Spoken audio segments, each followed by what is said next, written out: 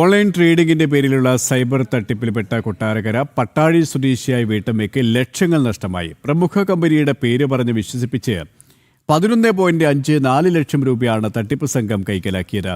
പരാതിയിൽ കൊല്ലം rural cyber police അന്വേഷണം ആരംഭിച്ചു.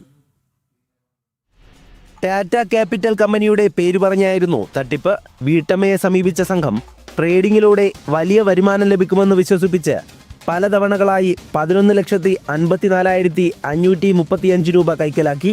ഉയർന്ന പലിശ വാഗ്ദാനം ചെയ്താണ് തട്ടിപ്പ് സംഘം ഇവരെ സമീപിച്ചത്. ആദ്യം ചെറിയ ലാഭമുള്ളതുപോലെ വിശ്വസിപ്പിച്ച് കൂടുതൽ നിക്ഷേപം ആവശ്യപ്പെടുകയും തട്ടിപ്പിന് ഇരയാക്കുകയുമായിരുന്നു.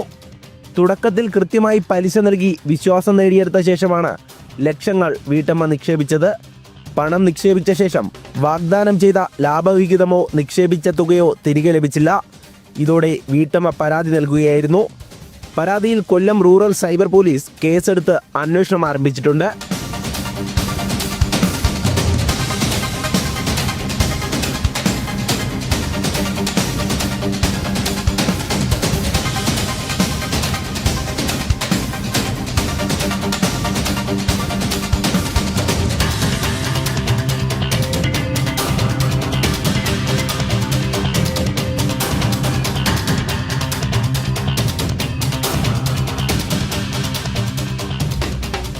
ഓൺലൈൻ ട്രേഡിംഗ് ആപ്പുകൾ, സോഷ്യൽ മീഡിയ സന്ദേശങ്ങൾ, അജ്ഞാത ലിങ്കുകൾ എന്നിവ വഴിയുള്ള നിക്ഷേപങ്ങളിൽ ജാഗ്രത പാലിക്കണമെന്ന് പോലീസ് മുന്നറിയിപ്പ് നൽകി. ജനം, കൊല്ലം.